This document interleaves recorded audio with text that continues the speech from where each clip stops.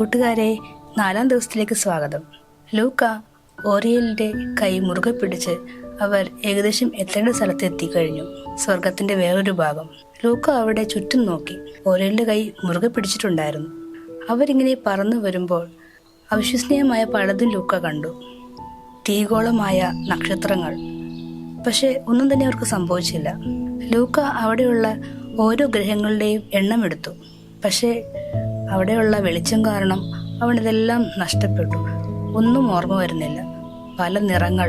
നക്ഷത്രത്തിന്റെ വെളിച്ചം കാരണം അവൻ പ്രത്യേകിച്ച് ഒന്നും തന്നെ ചെയ്യാനായിരുന്നില്ല. അങ്ങനെ കുറെ ദിവസത്തിന് ശേഷം ഒരു പുതിയ സ്ഥലത്തെത്തി. ലൂക്ക, നമ്മൾ ഇവിടെ എത്തിക്കഴിഞ്ഞു. ദാ ആ നീല ആകാശം നോക്കൂ. അവിടെ നിറച്ച് ചന്ദ്രനുമുണ്ട്. നമ്മൾ ഇവിടേക്കാണ് കടക്കുന്നത്. അവിടെ നല്ല ഭംഗിയുള്ള അരുവികളും പഴങ്ങളുള്ള വൃക്ഷങ്ങളും ഉണ്ടായിരുന്നു. ഞാനിവിടെ നിനക്കായി കാത്തിരിക്കുകയായിരുന്നു. കുറെ ദിവസങ്ങളായി. എന്റെ സുഹൃത്ത് മോശ പറയുന്നുണ്ടായിരുന്നു നിങ്ങൾ എന്നെ കാണാൻ വരുന്നെന്ന്. നന്ദി ജോഷുവ. ലൂക്ക, ഇതാണ് ജോഷുവ, മോശയുടെ പിൻഗാമി. ഇദ്ദേഹമാണ് കനാൻ ദേശത്തേക്ക് ഹീബ്രു മക്കളെ കൊണ്ടുവന്നത്. വാഗ്ദത്ത ദേശമായ കനാനിൽ എത്തിച്ചത് ജോഷുവ വഴിയാണ്. ഓ, എനിക്ക് ഏറ്റവും ഇഷ്ടപ്പെട്ട ബൈബിൾ കഥാപാത്രങ്ങളിൽ ഒന്നാണ് അങ്ങ്. അങ്ങേ നേരിൽ കാണാൻ കിട്ടിയ അവസരം വളരെ ഭാഗ്യമുള്ള ഒരു കാര്യമാണ്. എനിക്ക് തോന്നുന്നു അങ്ങ് ഭൂമിയിലെ പലരുടെയും ഇഷ്ട കഥാപാത്രമാണെന്ന്. ഓ, അത് വലിയൊരു കാര്യമൊന്നുമല്ല. ദൈവം എനിക്ക് ഭൂമിയിൽ പല പദവികളും തന്നു. ദൈവത്തിന്റെ നാമം മഹത്വപ്പെടുമാറാവട്ടെ. ദൈവത്തിന്റെ ആഗ്രഹം പോലെ ഞാൻ ചെയ്യാൻ ശ്രമിച്ചിട്ടേ ഉള്ളൂ. അത് ശരിയാണ്. ദാ ബൈബിളിൽ ഇങ്ങനെ പറഞ്ഞിരിക്കുന്നു. ആവർത്തന പുസ്തകം 34:9. നൂന്റെ മകനായ യോശുവയെ മോശ കൈവച്ച് അനുഗ്രഹിച്ചതുകൊണ്ട് അവൻ ജ്ഞാനാത്മപൂർണനായി തീർന്നു. യഹോവ മോശയോട് കൽപ്പിച്ചതുപോലെ ഇസ്രായേൽ മക്കൾ അവനെ അനുസരിച്ചു. ഓ, അത് ശരിയാണ്. ഞാൻ ഇപ്പോഴും ആ ദിവസം ഓർക്കുന്നു. ഞാൻ ആകെ പേടിച്ചിരുന്നു. എൻ്റെ സുഹൃത്ത് മോശ പറഞ്ഞു, കർത്താവ് നിന്നെ പുതിയ നേതാവായി തിരഞ്ഞെടുത്തിരിക്കുന്നു. എബ്രായൽ മക്കൾ കാത്തിരിക്കുന്നു. ഞാൻ എങ്ങനെയാണ് മഹത്തായ മോശയുടെ സ്ഥാനം ഏറ്റെടുക്കുക?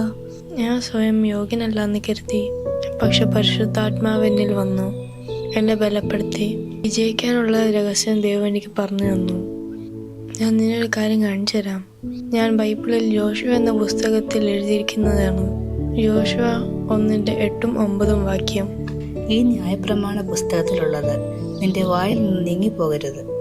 അതിൽ എഴുതിയിരിക്കുന്നത് പോലെയൊക്കെയും പ്രമാണിച്ച് നടക്കേണ്ടതിന് നീ രാവും പകലും അത് ധ്യാനിച്ചു കൊണ്ടിരിക്കണം.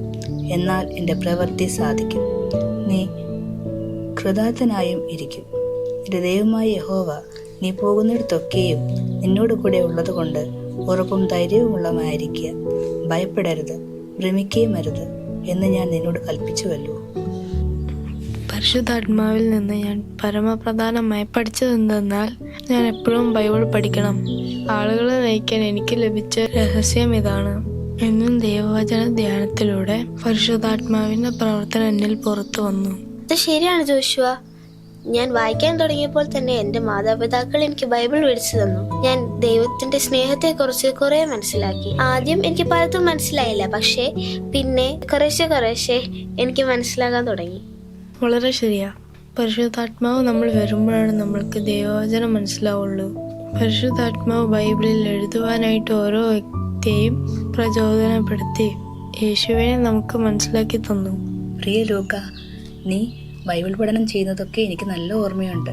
ഞാനത് സന്തോഷത്തോടെ, അത് സ്നേഹത്തോടെ വീക്ഷിക്കുമായിരുന്നു. നീ എന്നെ കണ്ടിരുന്നില്ല, പക്ഷേ സന്തോഷത്തോടു കൂടി നല്ലൊരു കുട്ടിയായി നിന്റെ ഹൃദയം ദൈവത്തിന് പരമേൽച്ച് നിൽക്കുന്നത് ഞാൻ കണ്ടു.